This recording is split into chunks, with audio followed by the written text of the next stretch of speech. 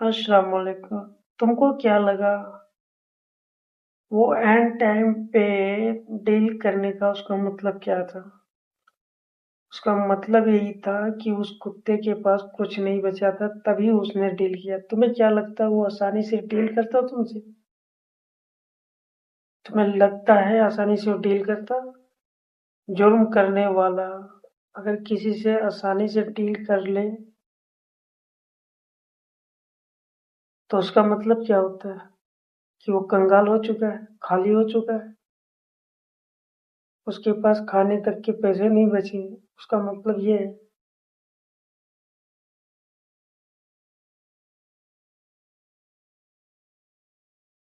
जुर्म करने वाला अगर किसी भी चीज से डील कर रहा है तो उसका अर्थ यही है। जो कभी न डील करने वाला, ठीक है, उसने अपनी जमीनी आर्मी भेजकर लेबनान में झंडा गड़वा दिया क्योंकि जमीनी हथियार उसके पास है। बस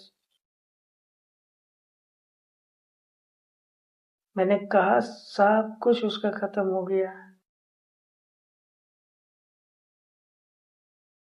ठीक है, उसके पास कुछ भी नहीं है, लेकिन उसने इसीलिए डील किया। एंड टाइम पे उसके पास कुछ नहीं बचा, वो कंगाल हो चुका, कंगाल। उसके पास खाने के पैसे नहीं, इसलिए लेबनान को सपोर्ट करो। तुम नहीं करो, तुम करो जहां हमें, तुम करो सपोर्ट, ठीक है।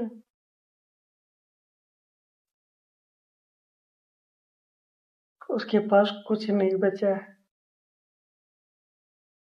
वो भिखारी हो गया कटोरा लेके। कोई ऐसे ही किसी से डील नहीं करता है, क्योंकि उसका सब कुछ खाली हो चुका है।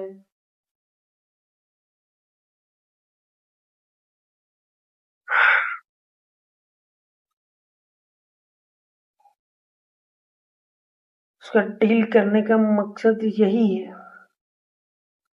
उसके पास कुछ होता तो तुमसे वो सीधा लड़ता।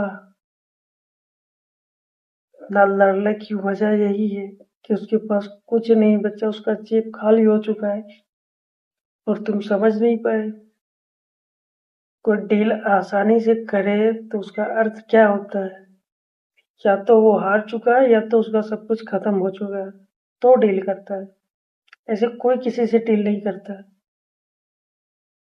समझा?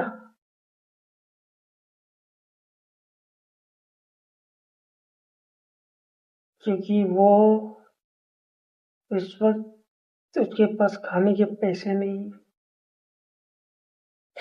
और मेरे ख्याल से अब जो हमारी कौम में, मुस्लिम कौम में जो सियासुन्नी करते थे उनमें हो सकता है सुधार आ गई हो। आ गई भाई।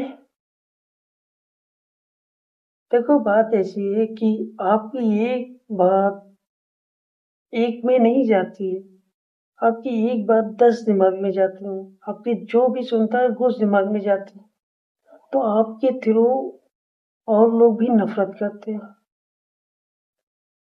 आपको ये नहीं पता कि आपके जरिए एक एक अल्फाज आपका एक ही, आपको लगता होगा कि एक ही दिमाग में जाता होगा, ज्यादा नहीं जाता होगा। नहीं यार, सुनते सब है लेकिन अंदर अंदर करते हैं जो करते हैं, ठीक है। आपके थ्रू कई लोग हर किसी से नफरत करने लगते हैं, तो आप अपने अल्फाज को सुधारो यार।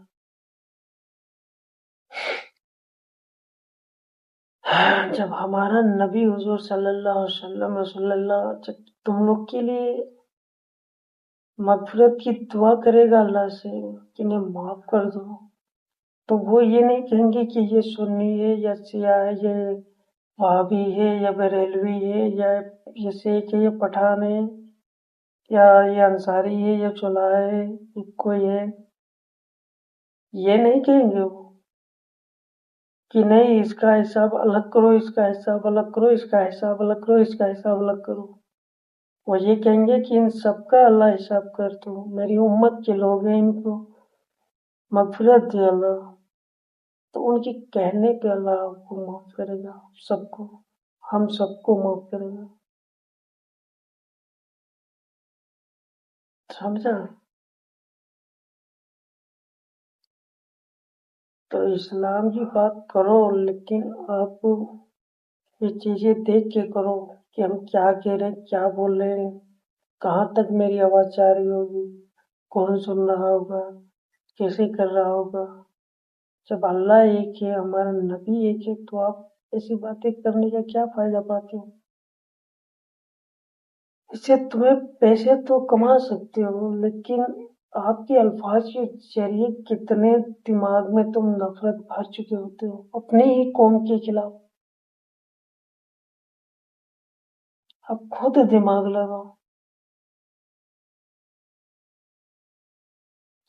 क्या उस जमाने में आपके बाप दादा गए थे या उन्होंने देखा था कि हाँ इन्होंने ही गद्दारी की थी? हाँ गद्दार हैं, लेकिन बिल्कुल नहीं। क्या उस जमाने में आपके बाप दादा कभी गए थे जो देख के आए हैं, जो आपको बताया है, जो आप ये सब फैला रहे हो कि ये फला थे, ये फला थे? नहीं ना। तो आप इन चीजों पे सुधार करो, इससे सुधार करोगे तो कौम की मजबूती होगी। क्योंकि आप आलिम लोग इस चीज पे ध्यान दोगे ना, तो ये बेहतर होगा। फिर नफरत क्यों अपनी ही कौम में फैलाने का काम करते हो? ये आपके अगेंस्ट कई दिमाग में जाता है, मैं फिर कह रहा हूँ कि कई दिमाग में जाता है, जो जो सुनते हैं उनमें भी जाता है, और इससे इसी चीज का तुम्हारा फायदा दूसरे लोग उठा जाते हैं।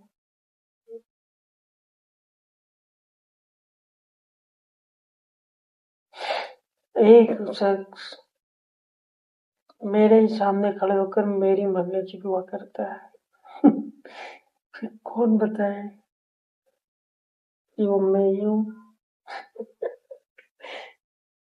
चलो ठीक है, अल्लाह का रहम करम हो सब पे, इंशाअल्लाह कर लेंगे।